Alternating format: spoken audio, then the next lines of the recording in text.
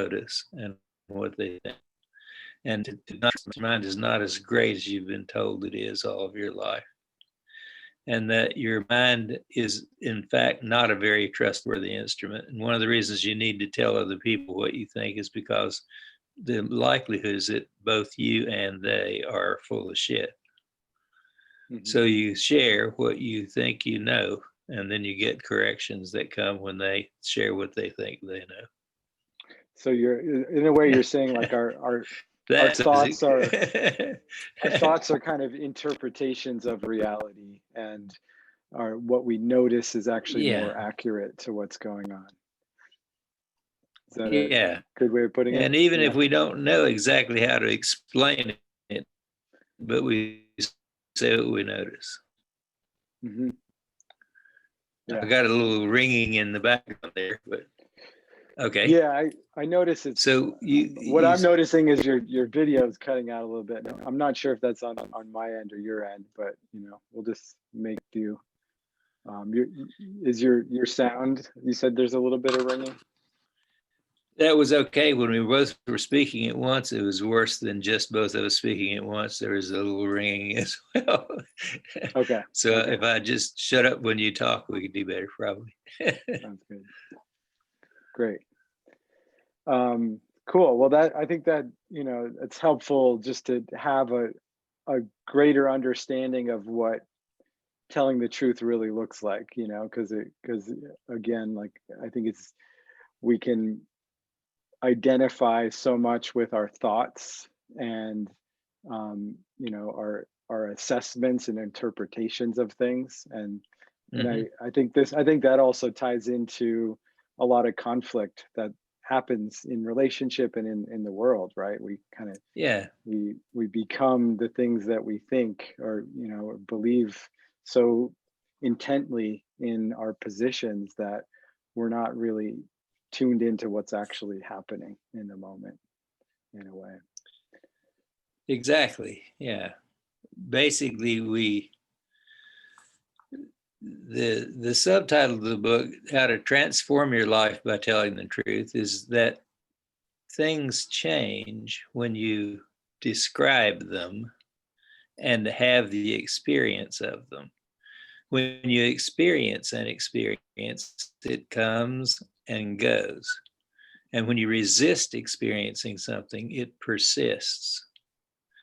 And this is what we've been working on since Freud. So about 150 years, we've been trying to figure out how do you let yourself have an experience you don't want to have, but intentionally staying in touch with the sensations and the observations until they change.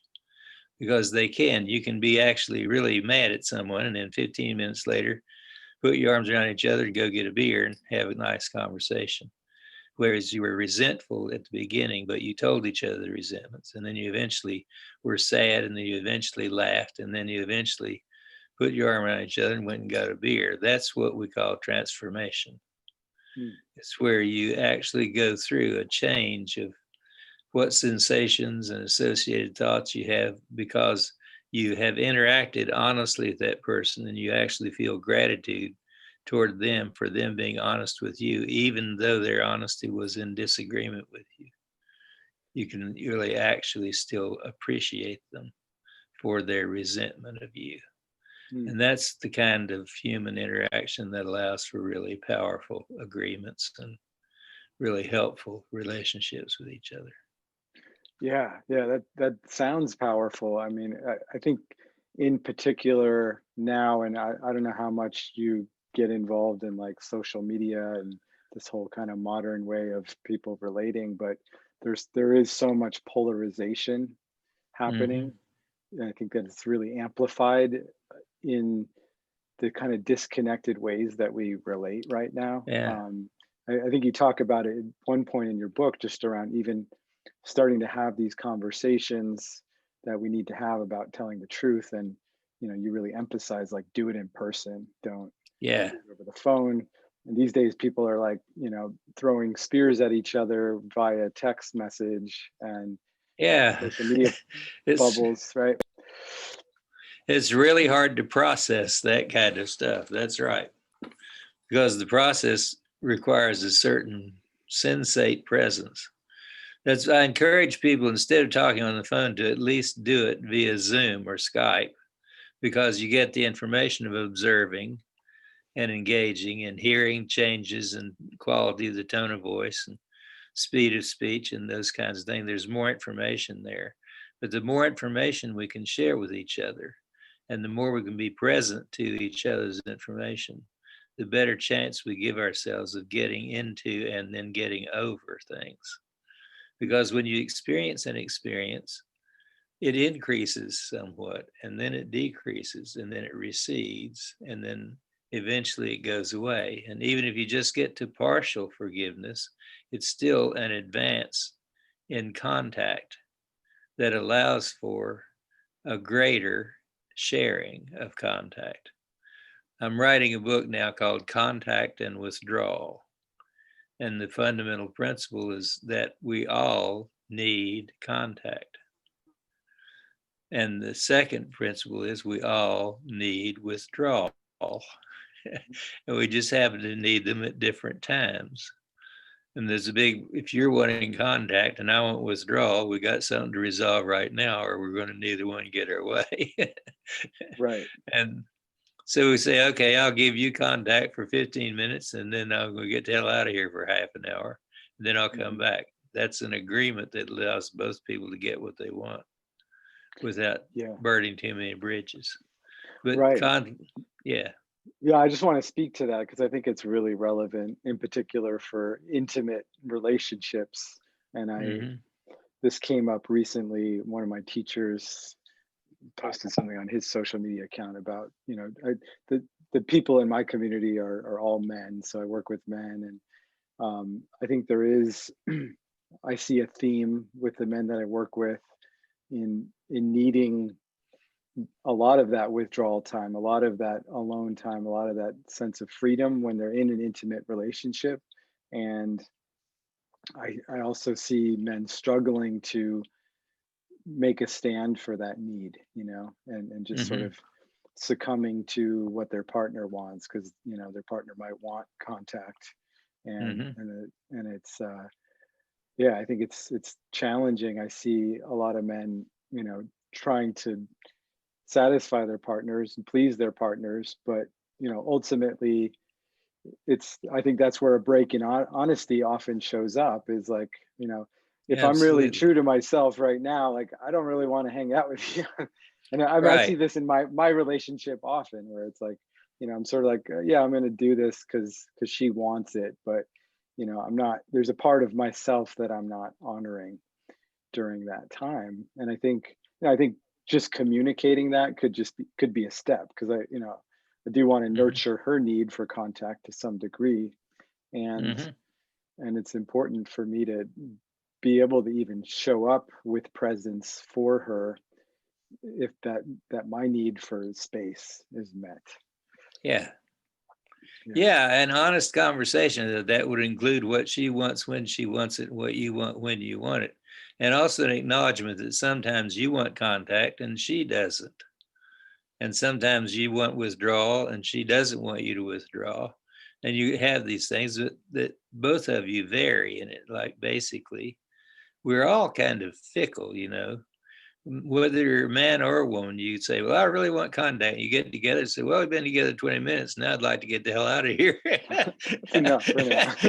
That's right. 20 minutes is more than I could stand. And the idea is to be able to at least stand back and laugh at how we're all kind of fickle.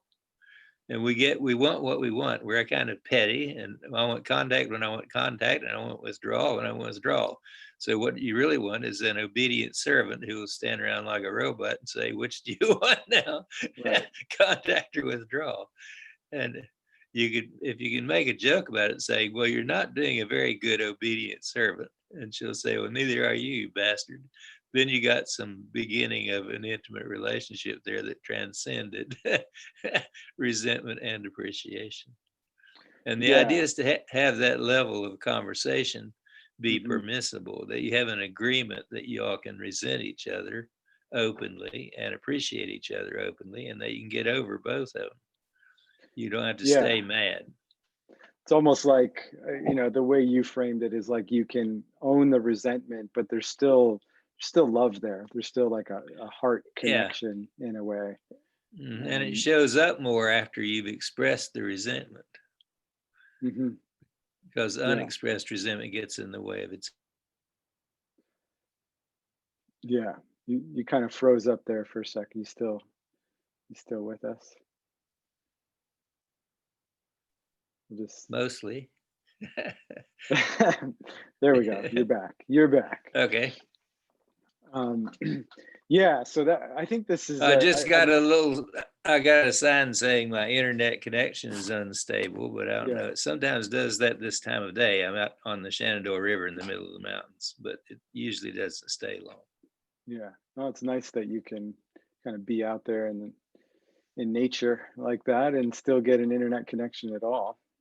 Yeah. So, if it seems like it's getting really bad, we can always just go to audio, but let's just try to work with it for now. Okay. Yeah. Can we get into the just resentments a little bit more? Because I think that's one of those places where a lot of people in relationship get hung up, in terms of really honestly expressing their resentments. And I know you go into it in the book a little bit, but if you're, say you've been in like a long-term relationship for a while and you've kind of let this whole backlog of resentments pile up to the point where you don't even know what you're resentful anymore.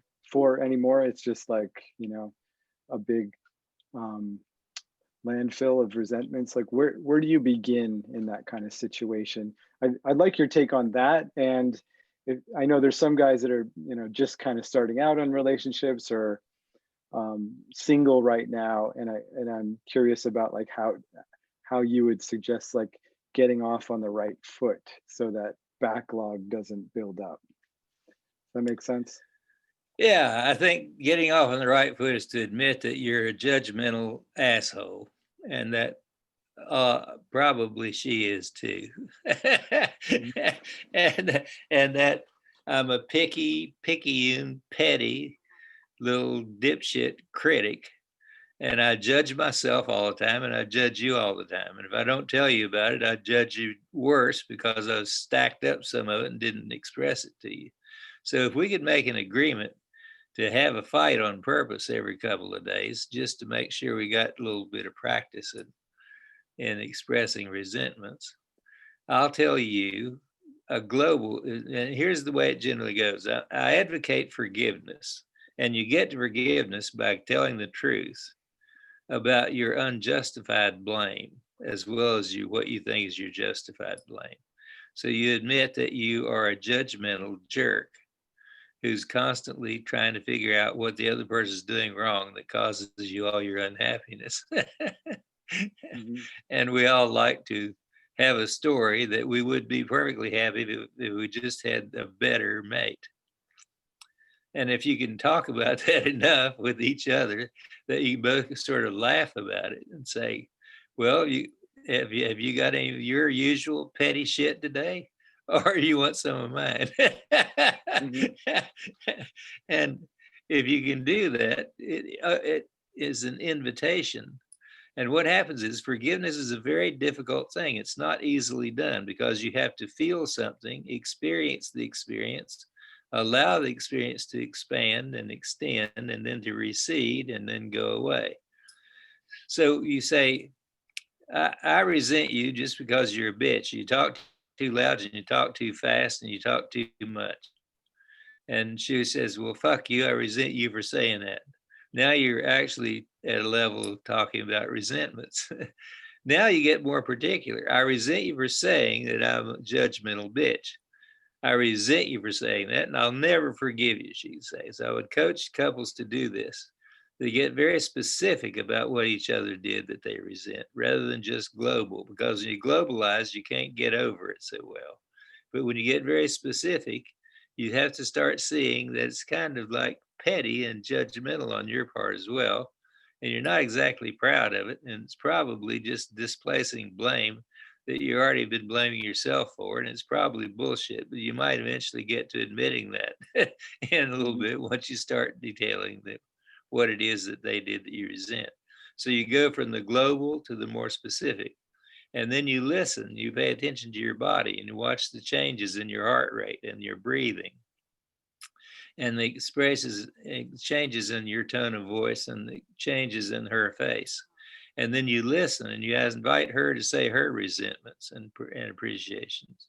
And you go ahead and intentionally have an argument where you're being judgmental and nasty, and you get offended and you get your feelings hurt a little bit, and you do it and you stay with it. And what happens, I promise you this, most people don't believe this, but you can't keep that going very long without laughing at something. I promise. That the same judgmental mind has to recognize, Jesus, what an asshole. You have to say, Jesus, how can you put up with shit like this from me? Says, well, I don't know. I wonder it myself sometimes, and both of you start laughing about it.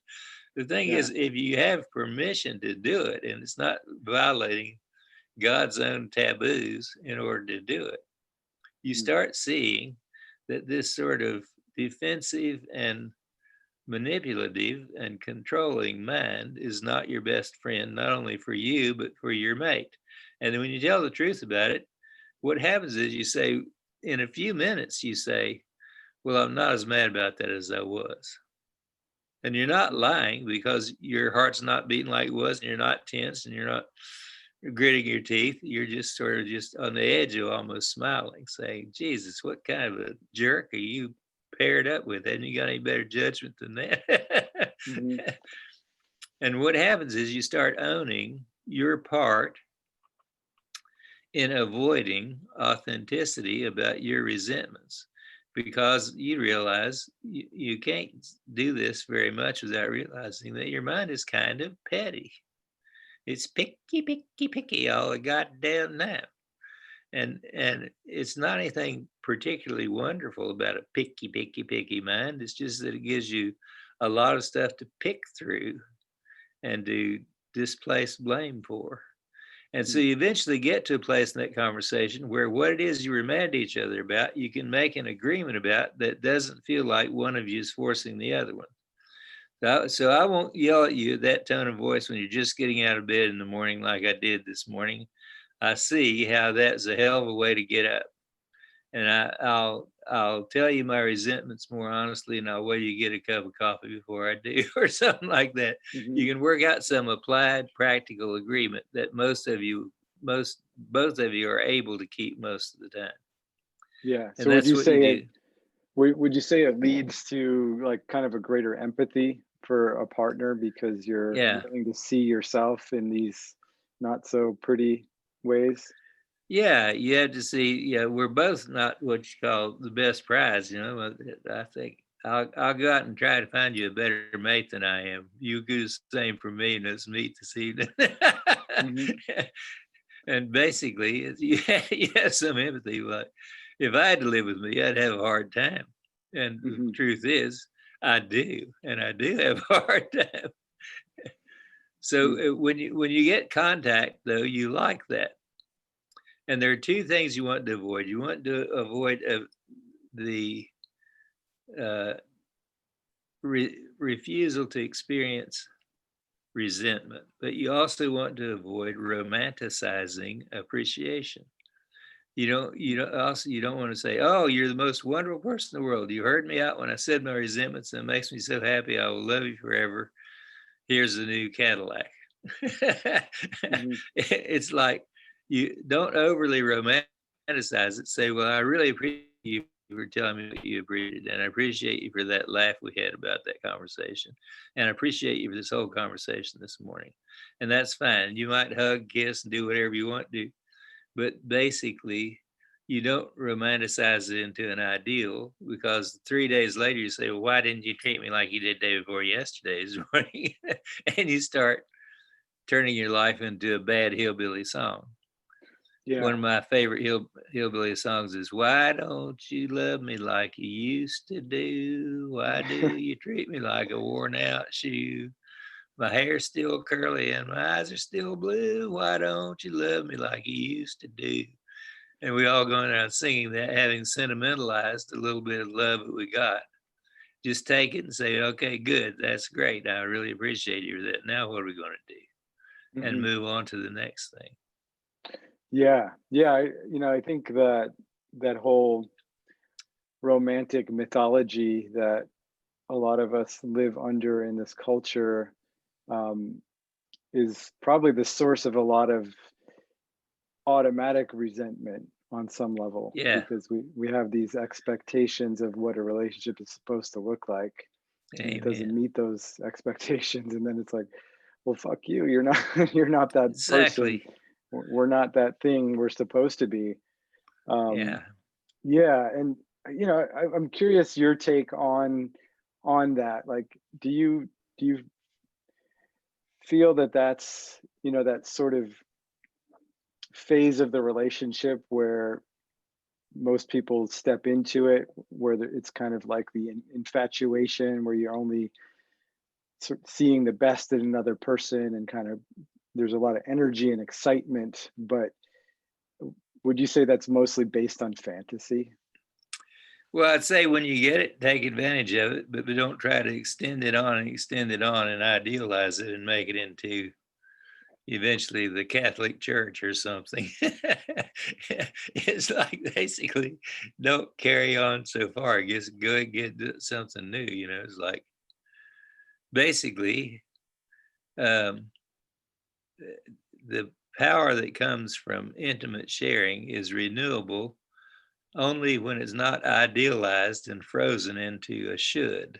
Because when you convert these things that were good into something you ought to make yourself do more of, you've already turned it from uh, a wonderful gift to a moral dictate.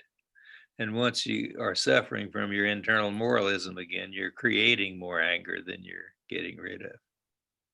Mm, yeah, that's powerful.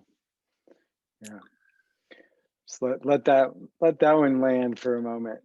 um yeah, so I want to ask you a couple more questions, and in a bit we'll open it up to the group just to bring Okay. anything in.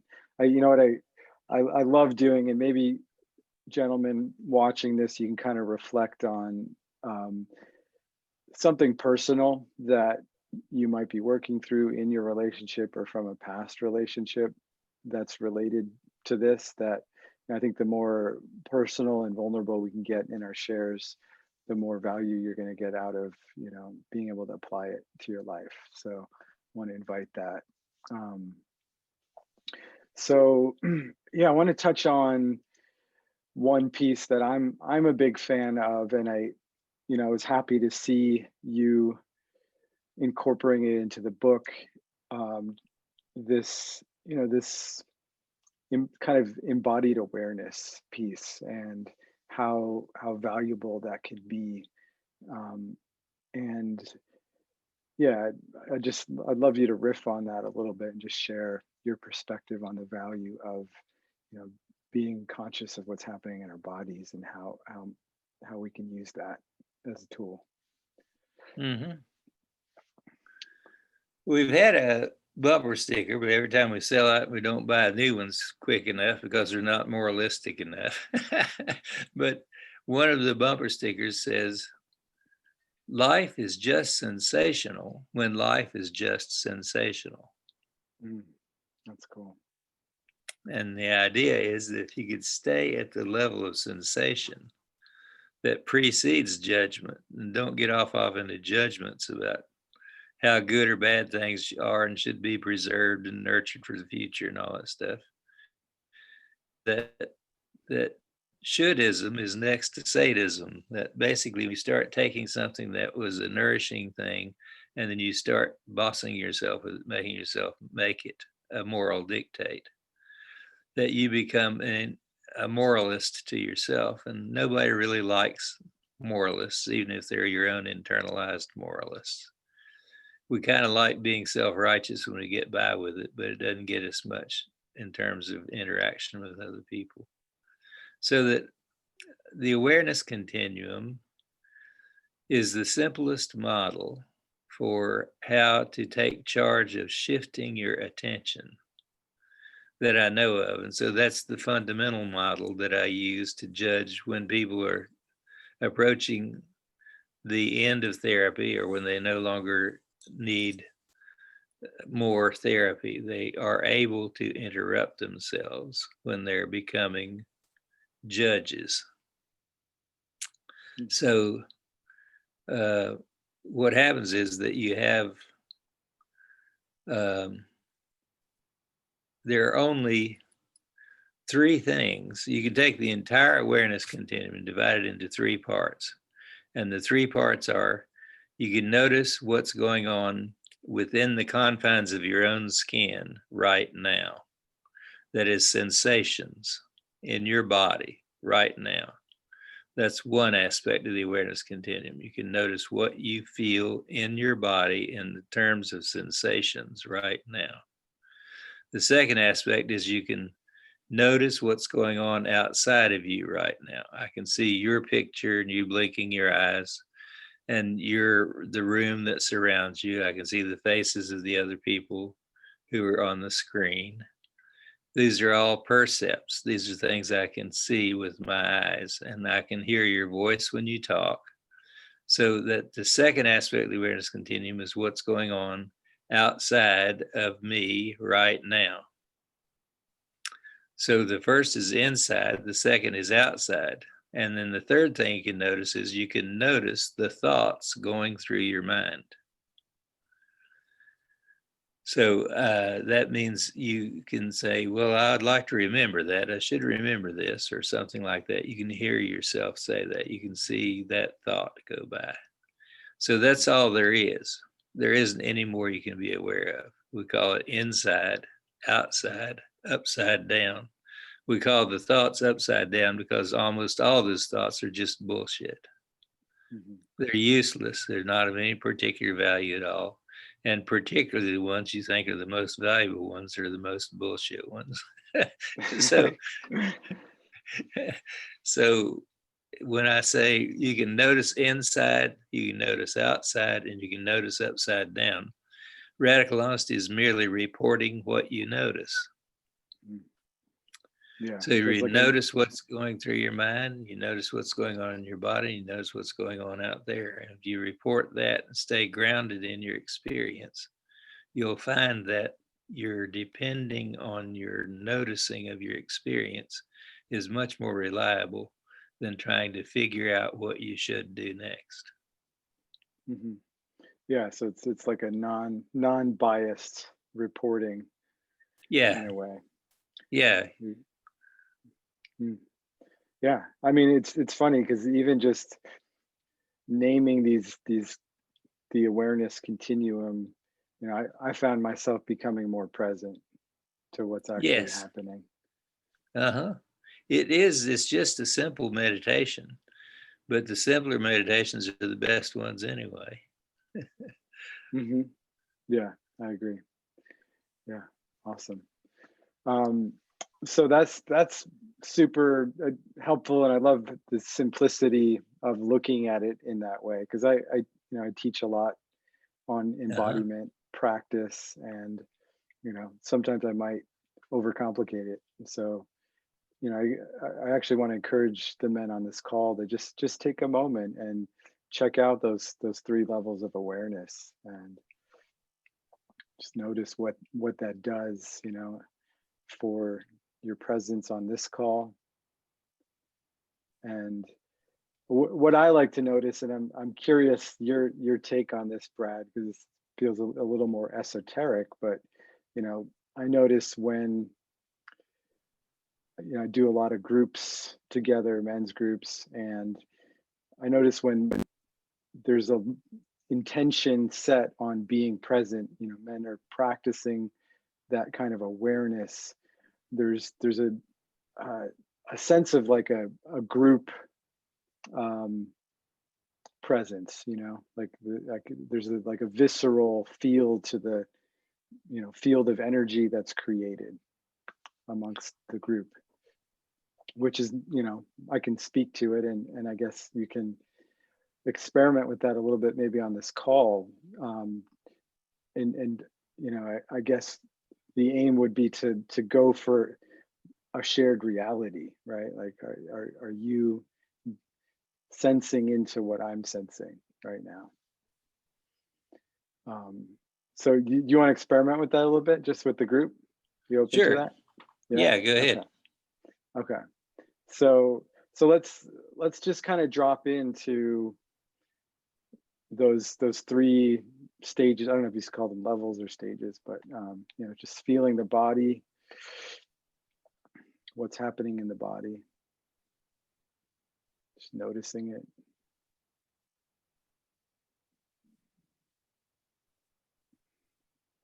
And then, once you have that, I know a lot of you guys closed your eyes to tune in. And now tuning into what's in front of you.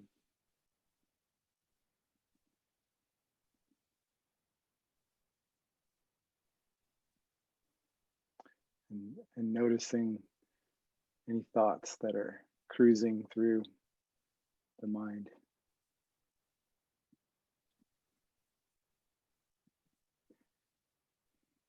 And so I want to invite you guys to try to, maintain this awareness of these three places. And now I want to invite you guys to place your awareness on the space that we're creating together.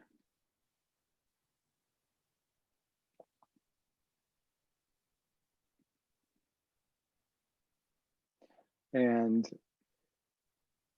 I want to ask you guys if you feel called to unmute and just share what you notice in that simple practice. Mm-mm. Yeah. Darren. Yeah, thank you. Feeling inwardly, I felt quite a bit of peace actually throughout my body, wondering where some tension was at. Usually it's in my shoulders, it wasn't there. But I did notice the pen was in my hand, just that bit of resistance. And so I wanted to kind of alleviate that. And that brought a little bit more fullness into my inward space for me. So that was really nice. Outwardly looking, not much came up for me. I felt pretty good. I felt very present here. But the key factor was when I started feeling into Darren, I want to actually, I don't know if I clarified this, but why don't you take it into the now rather than speaking of what just occurred, right? So let's make it a noticing out loud practice. Like what are you noticing right now? okay, going through that process. Going through right now, what's happening? Yeah, like being aware of your body, and this is going to change moment to moment, right? So. Mm-hmm. I know it might feel a little more edgy and vulnerable, right? But that's part of the play. I feel in my heart more. I feel more settled and connected.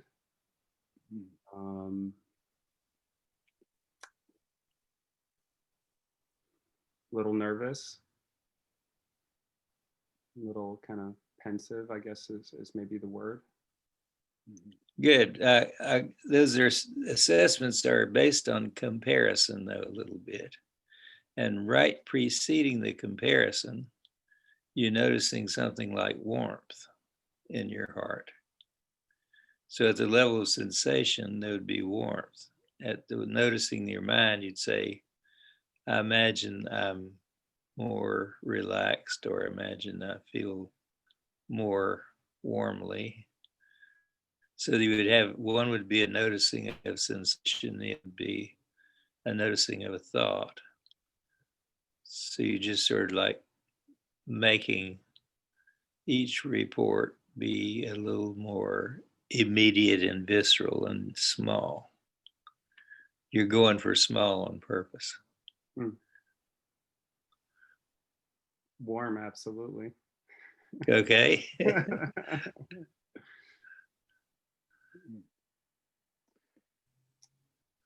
So I feel warmth in my cheeks. When you laughed, I smiled and felt warmth in my cheeks. So I feel like I'm identifying with you, and I'm happy you're there. I'm glad you laughed, and I like your laugh. I'm happy that you're happy. Good.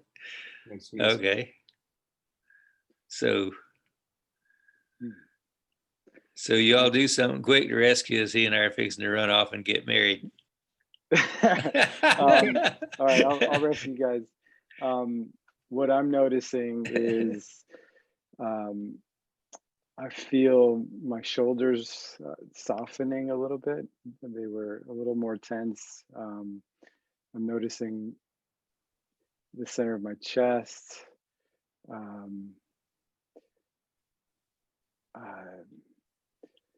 Almost an expansive sensation.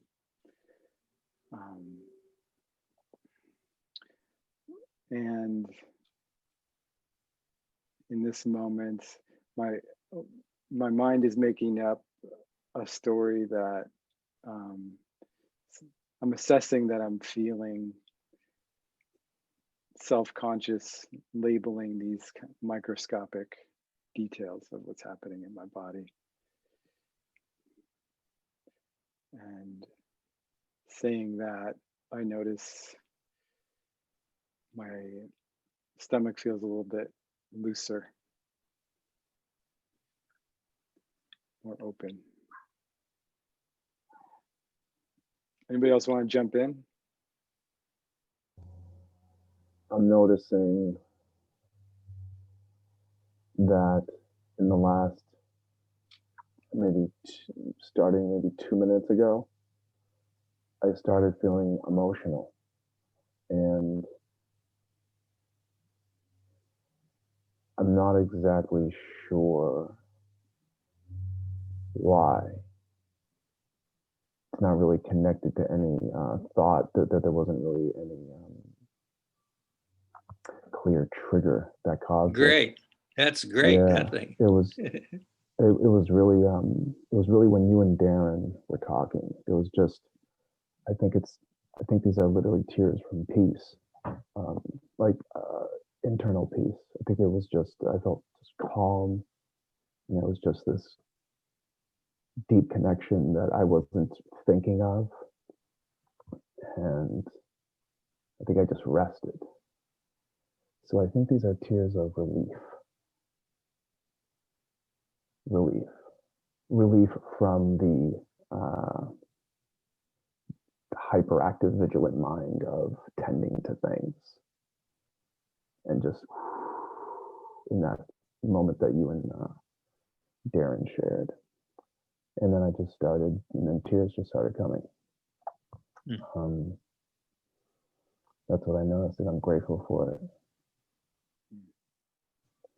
And I think it was even more relief because a couple moments prior to that, when we were looking around, I noticed how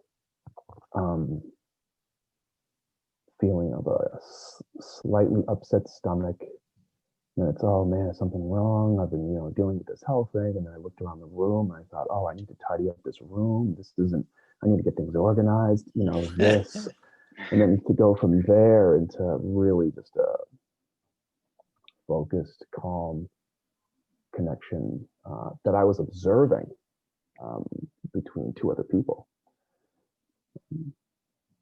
So I'm just noticing that I'm loosening now and grateful to be here. Thank you.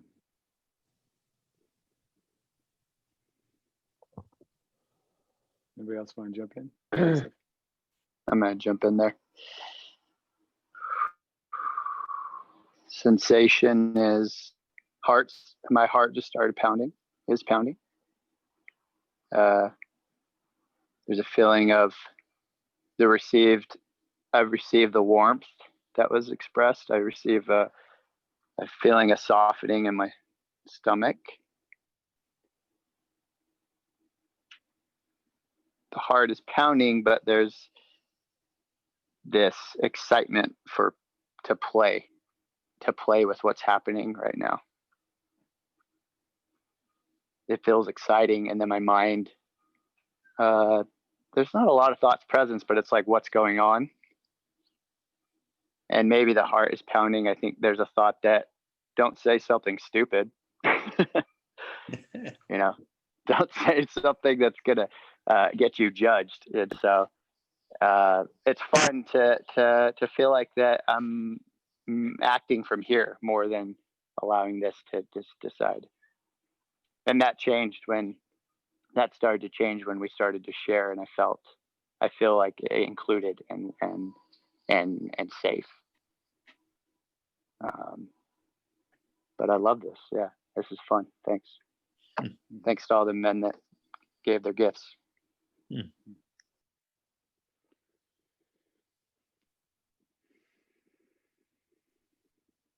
Yeah, I'm internally, my feelings shift a lot.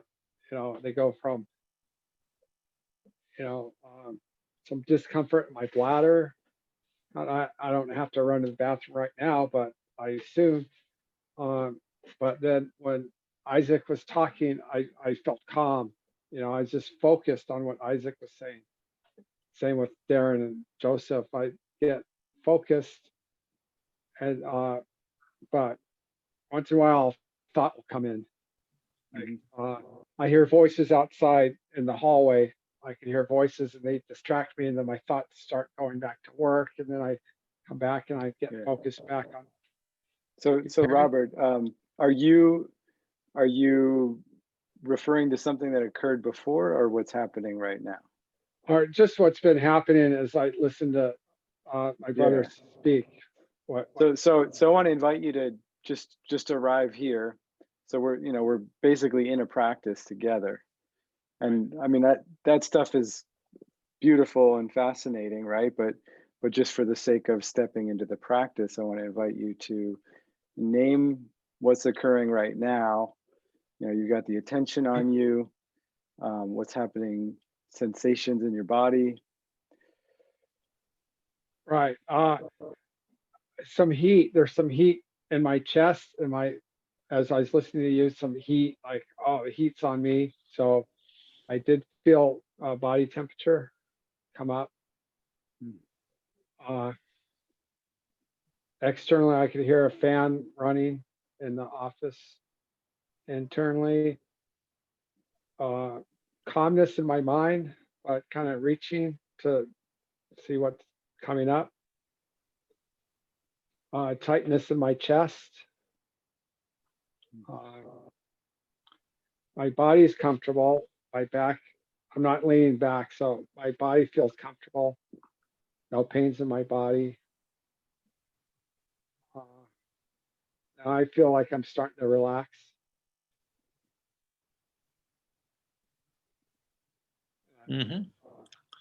I imagine that too. That as you focus in on being more descriptive, and you see the inclinations to go toward the more descriptive. And the more you describe what you're actually experiencing, the more you're grounded in noticing rather than trying to figure out what you should say next or what would proceed next from the previous thought. So I've often said that the work of radical honesty is not to get smarter, it's to get dumber. And that basically enlightenment doesn't come from getting smarter. And after we'd been running the 10-day workshop called the Course in Honesty for about 10 years, we finally came up with a chant that leads to enlightenment without fail within 2.5 minutes. So they usually charge thousands of dollars for this. I'm gonna give it to you guys for free. Just don't. The chant that always leads to enlightenment within 3.5 minutes max is this: Duh.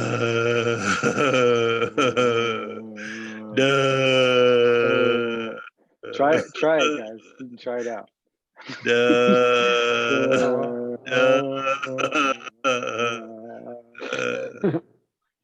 There's something kind of blissful about that for me. That's right. And if you slobber while you do it, you can get there in 2.5 minutes. You just get dumber than a stick. Enlightenment is right there. That's where it is. That's the profound chant. Yeah, I agree. I mean, when my mind shuts the fuck up, like I feel so much better. Yeah, I know you feel better, and you turn out to be more brilliant, even because your mind's not in the way anymore. It accidentally comes up with a conclusion now and then that you didn't generate too hard. Yeah, and that's the thing, is like often that brilliance comes from beyond me. Like that's my experience of it. Like I'm not having to pull for it. Amen. It's here, It didn't come from all my studies. Maybe it did, maybe they got reprocessed in some way, but but they fell in, they weren't ginned up. Yeah, it's very cool. So I want to ask you a couple more questions, and then I'm going to open it up to the group. Okay. Yeah, so in your book you talked a little bit about integrity towards the end, and I'd love for you to distinguish between integrity and your concept of moralism, right? Because I think oftentimes integrity and morality can go in the same boat in some people's minds. So could you create some distinguishment there? Yeah. Integrity means that things are integrated. They seem to go together. It's like if your smile and your laugh and the content of what you say and the gestures of your hands and you're leaning toward the person you're speaking to all seem to go together in an integrated fashion. You're speaking with integrity. It means, out of the word integration, it means things are related to each other. And in Gestalt work, Fritz Perls used to say, what you look for is the way things are in accord with each other, but you also look for discord. So someone says, I love you, but they say it in voice, I love you, with an expression on their face like that. There's a problem with the integrity of that expression. The content, I love you, doesn't fit with the look on the face, the sound of the voice, and the speed of the speech and the way the expression occurs. The message of the message is, I'm mad at you. And the content wide of the message is, I love you. So it's like, it's out of sync. It's disjunctive rather than integrative. So integrity is to be at one, in the same way that you feel at peace with yourself when you finally let up. Notice a lot of people's shoulders dropped a little bit when they stop bossing themselves a little bit and let themselves feel the warmth in the middle. So that integrity has to do with being at one with yourself, communicating the same message in the way you look and speak and sound as the content of what you speak. Yeah, that's great. So it's not, I mean, I sometimes use a different definition of integrity in what I teach, in terms of, that are, when we're acting in alignment with our values, and, our actions and our words and our values all align in some way. Yeah. And I'm open to you discrediting that definition of it, or would you say it fits for what you're talking about? I'd say alignment is the pretty much a similar word to integrity. Alignment means that they are in accord with each other. They're related. They're integrated. Yeah. So alignment of values goes with the alignment of posture, voice, and sound. One of the studies that I wanted to mention out of what you were saying a while ago was there's a test that's about 100 years old called the Strong Vocational Interest Blank, where you answer a whole bunch of 500 questions about things that you're interested in, a variety of things, like what kind of sports and cooking and music and all kinds of things. But basically, it's standardized so that people who are happier in certain vocations have certain patterns, so that there's a test result of those 500 questions that say you should probably lean toward becoming a mechanic or such as that. So basically, one of the things that they decided to do with these questions was to develop what they called the masculinity femininity scale. And so the masculinity scale was with people that answered questions that indicated they're kind of like have a truck driver attitude, like get it in gear, get out of here kind of attitude. And some of them had a less controlling, more receptive, interested in compassionate listening attitude. And it turns out that women are more on that compassionate, empathetic side than men are. And men are more on the truck driver posing side than women are. And so then they did a lot of further research, and they found that people that were valued therapists, as they had a whole lot of people rate their therapists, and the people that rated their therapists the very highest, the therapists that were the very highest ranking good therapists, according to all the people that saw them in therapy. It turned out if they were female, they tend to be high on the masculinity scale. And if they were male, they tended to be high on the femininity scale. So like I'm male and heterosexual and et cetera, but I'm high on the femininity scale because I'm very compassionate or interested, empathetic. Mm-hmm. And it turns out the best masculine therapists are feminine identified, and the best feminine therapists are a little butchier, a little bossier, a little more truck driver like. And that basically it's that be able to do that cross pattern identification that allows you to be able to notice more variety. I wanted to bring that up and mention because it's pertinent to a number of things we've said here. But mostly it's that the quality of your attention will be patterned in some way. You'll be more interested in some things than others, but you'll be more capable of noticing things empathetic if you're male, if you're feminine identified, and you'll be more capable of noticing things that are more aggressive and assertive if you're masculine identified female.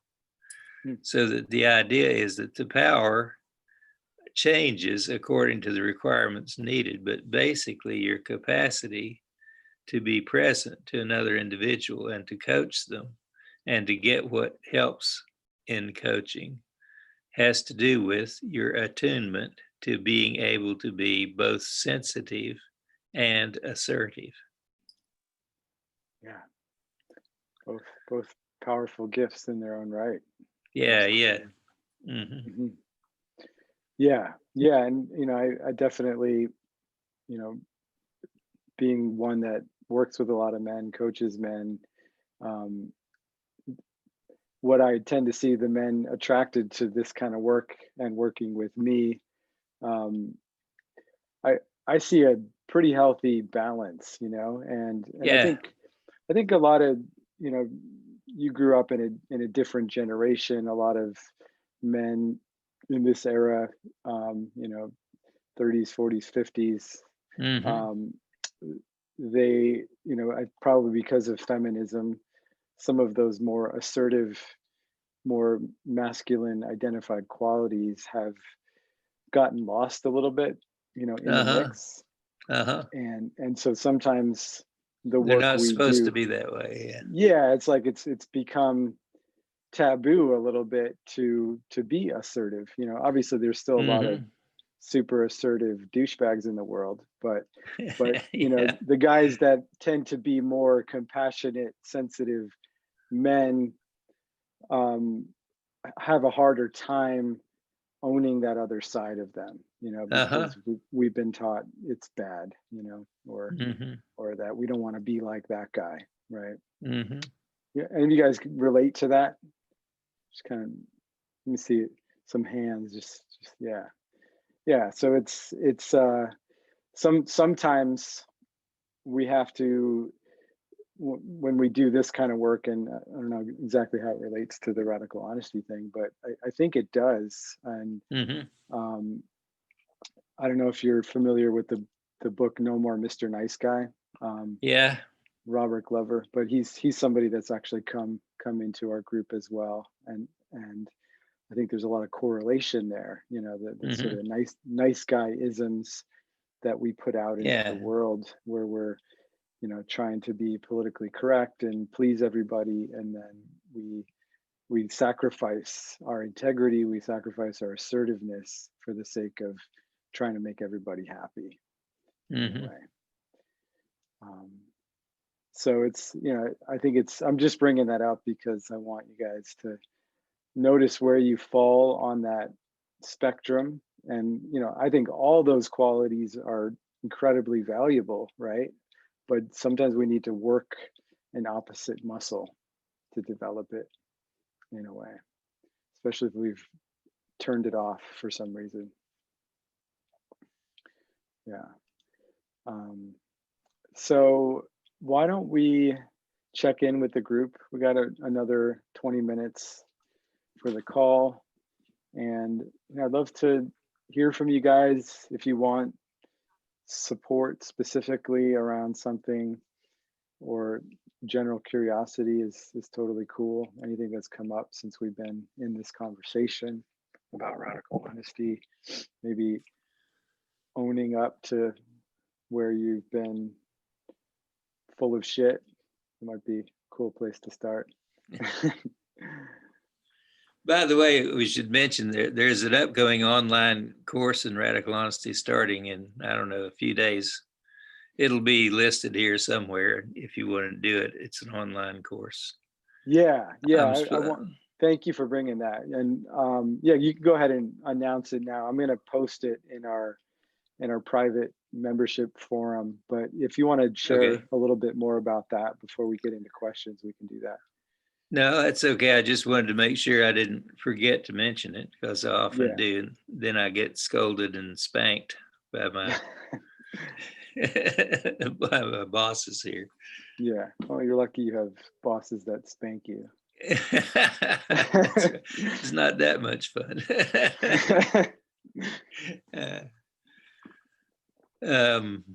All right. Yeah. So just so you guys know, yeah, he's doing a course. If you want to dive deeper into this, he's actually, they've generously offered, I think, I hope I'm not quoting incorrectly, but I think like a 20% discount on that course for everybody in the tribe. So if you guys want to take a deeper dive and have a little bit more structure, it's one thing to read a book and, get the ideas in it, but to actually put it into practice, that's where it's at. That's where the transformation happens. So, right. Yeah.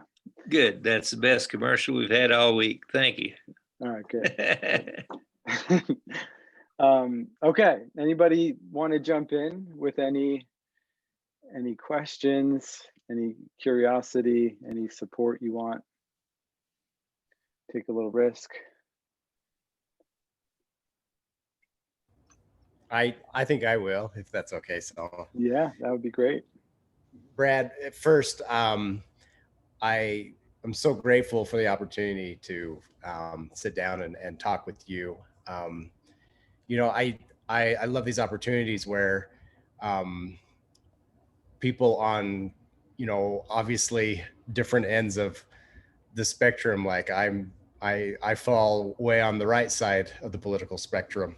But I find I love these opportunities to sit down with anybody, and I think we find out that we're more alike than not, and so it's fun to be able to get your opinions, and I really enjoyed your book.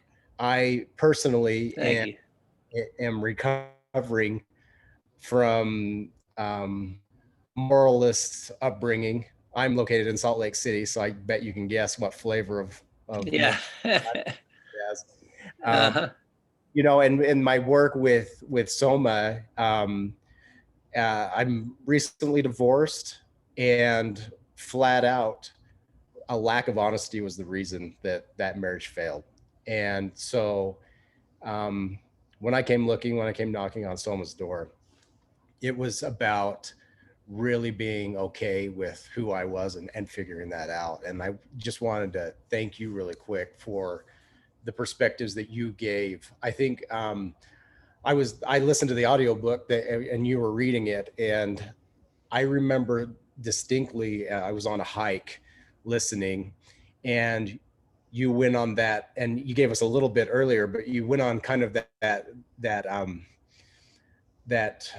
stream of consciousness kind of, I am trying to get you to buy my books. I'm trying to make money off you buying my books. And it was just this stream of consciousness just went on this, and it was so honest. And it was like, I felt in that moment just like, hey, this is me. Like, this is so radically honest, and I can do this too. And then afterwards, when you followed up and kind of brought that integration together, it was like, and by admitting all of these things, this is how, you get to know this side of me. And so that's kind of been, a mantra of mine as well, is you're going to get what you're going to get from me these days. I'm no longer, trying to tell you what I think you want to hear from me. Show up the way that I think you will accept me the most. What you get is this fucking asshole. And so right. Right. Right. Yeah. Well, thanks. I enjoyed your book. Well, thank you very much. I appreciate you for everything you just said. I got a lot of guff about that different part of the book. People said, "Oh, you can't do that. You can't sell any books that way." When it became a bestseller that first year, they said, "How in the hell did that happen?" Well, I'm going to buy the rest of the books because of that part. So tell them that. All right. I've got about 5 more books on radical honesty, including radical parenting and the truth tellers and many others. Awesome. But anyway, if you go to radicalhonesty.com, you can see all of it. Perfect. I'll do it. Yeah, I have to check out the radical parenting one and see how that goes with my daughter. Yeah. Yeah. So Tyler, you open to me asking you a question? Yeah, please. Yeah, of course. How is this experiment in just kind of owning who you are right now going for you? Like, what have you noticed since you've been practicing that?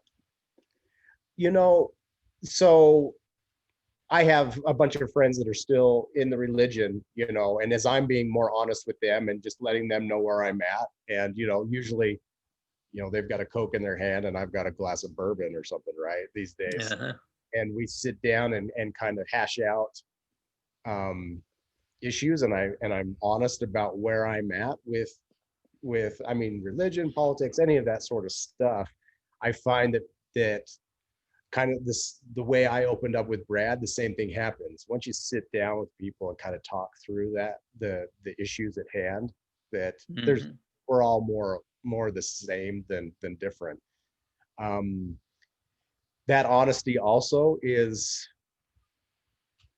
lending itself to the integrity that I'm seeking, Soma. So I continue to reap the benefits of the work that we've done, and showing up as this integrated guy who people are trusting more. I feel like they can take what I say at face value. I'm more genuine, authentic, and just, I don't know. There's a new air about me. My kids have said things. A couple of the people that I've dated, that I've bumped into, have said things, and even my ex-wife is just like, they're a bit nicer, for one thing. This is the most important work for me right now. So it's paying dividends for sure. Yeah. Well, just be clear with your friends that the ideal at the end is a burning Coke. Right. Yeah. Both of you have a bourbon and Coke. Well, I've got a special bottle of Blanton's Gold upstairs that I only share with my favorite friends. Good. Cool. Thanks for sharing, Tyler. Appreciate it, man. Yeah. Thanks again. Yeah. Well, we probably have time for one more share, maybe two. You want to jump in, Joseph? Yeah. I might open a can of worms here, and I don't want to lead it too much into the political aspect. And I know that that's not, but I feel it's very important to talk about this. And after you just shared, Tyler, I had this sort of paradigm crushing moment of realizing I didn't have judgments or resentments towards maybe people more on the right. And I thought, oh, men like that would never find this work. And you just shattered that. And I feel so much more connected to you for that.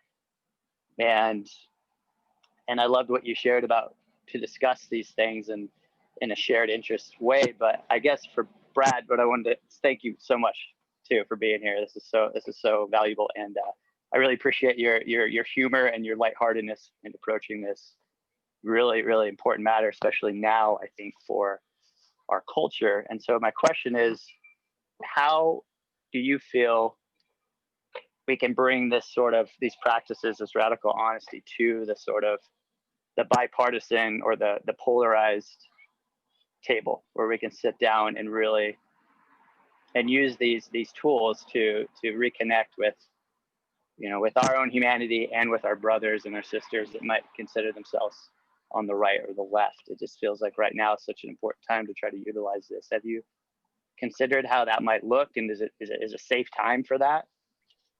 Yeah, we need a new kind of agreement of conversation where people agree not to hit each other or use guns against each other, and not to leave the scene, but to be very indecent and mean, as well as expressive, and also very honest, so that it can go in two stages. One of the reasons forgiveness is so hard is because you have to experience the experience of resentment.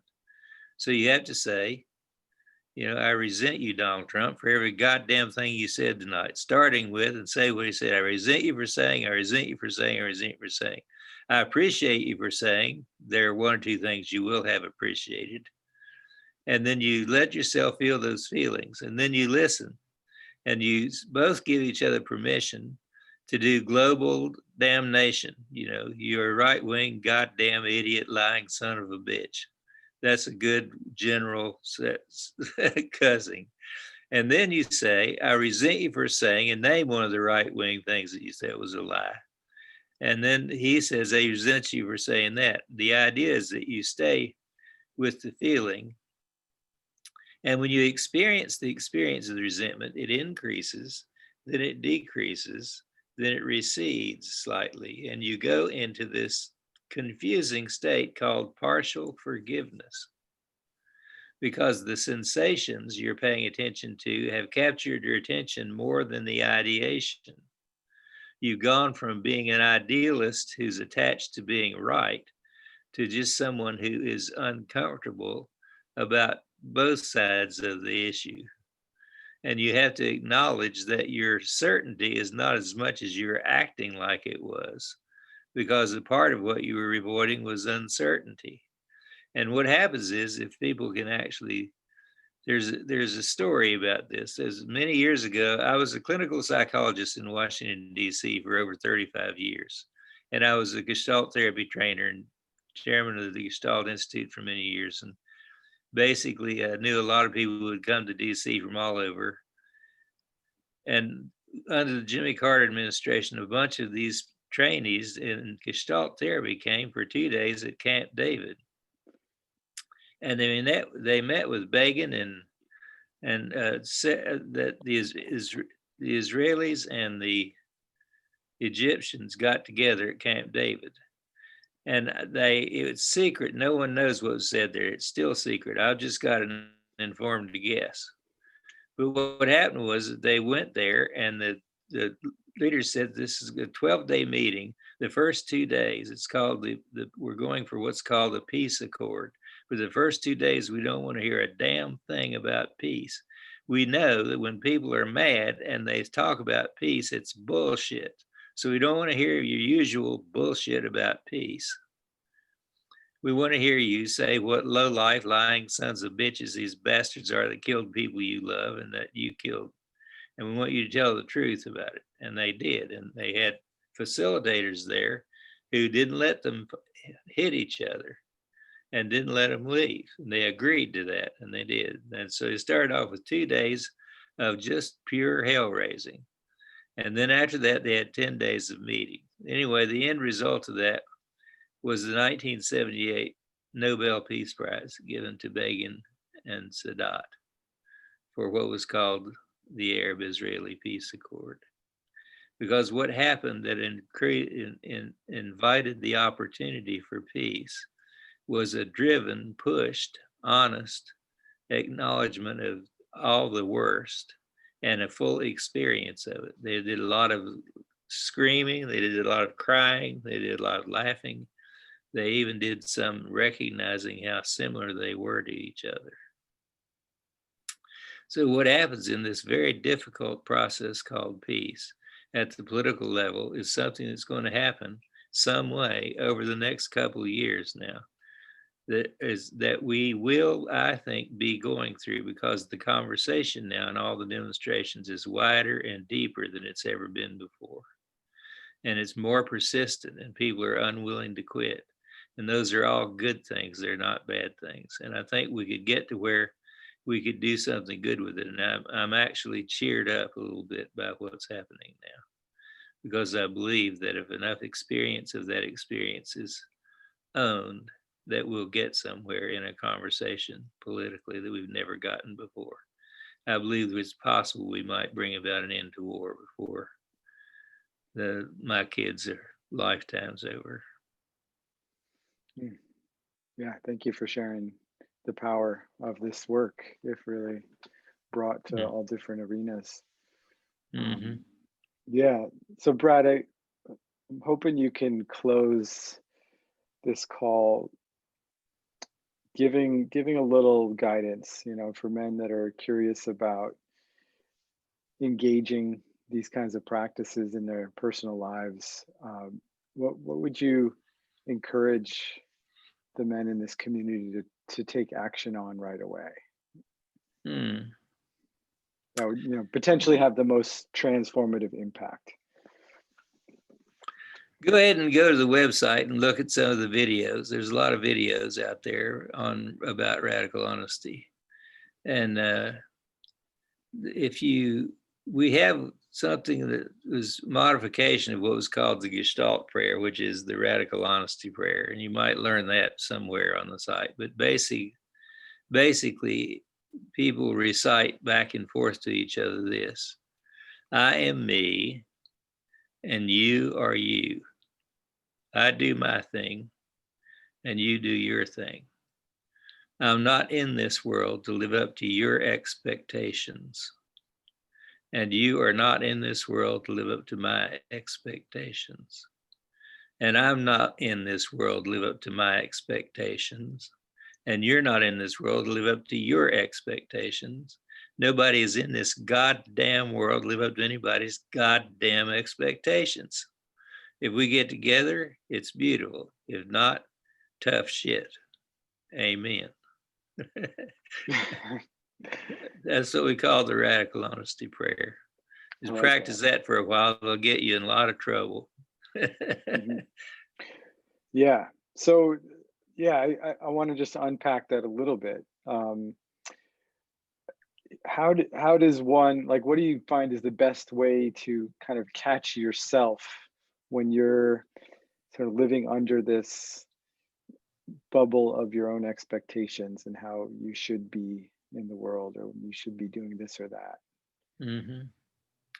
Well, the conversation that comes out of a lot of radical honesty groups is the conversation about the top dog, bottom dog game, where we talk about how we have an internalized moral judge that's constantly judging ourselves and other people, making comparisons, and asking ourselves, how am I doing? How am I doing? How am I doing? How's they doing? How are they doing? How are we doing? How are we doing? This judge constantly trying to grade ourselves about how good we're doing. And there is an antidote for that. It's a mantra I recommend that people recite for a year or two just to see what it does to you. But the mantra is, anything worth doing is worth doing poorly. Yeah. I'm going to write that down, share it in the group. Anything worth doing is worth doing poorly. Yeah. Yeah. And I would imagine that kind of lets you off the hook a little bit. It does. Lets your enemy off the hook a little bit too. It's very unsatisfying. It's bothersome and a pain in the ass. That's why I like it. It's a good mantra. Yeah. How many of you guys on the call struggle with like kind of perfectionism holding you back? Yeah, me too. So okay, we'll try to do that not perfectly. Try to do a kind of a shitty job of saying anything worth doing is worth doing poorly. yeah, don't even get the mantra right. You can fuck that Yeah, up too. that's right. Do that if you can. Yeah, I'll make sure to spell some words wrong when I post it. Good. All right. All right. Well, thank you so much, Brad. It's really been Well, a thank you pleasure. very much. I really Yeah, enjoyed this. Thanks. Yeah, me too. Me too. And I'm gonna send people your way, and really feel super blessed to have so many years of your wisdom just kind of distilled down for our special little group here. Really, Thank you. really very grateful. Thank you. Thank you. I enjoyed it very much. All right. See you later. You have a beautiful evening. It looks like it's getting dark over there. Yeah. Yeah. Okay. All right. See you later. Bye. Bye. Bye, everybody.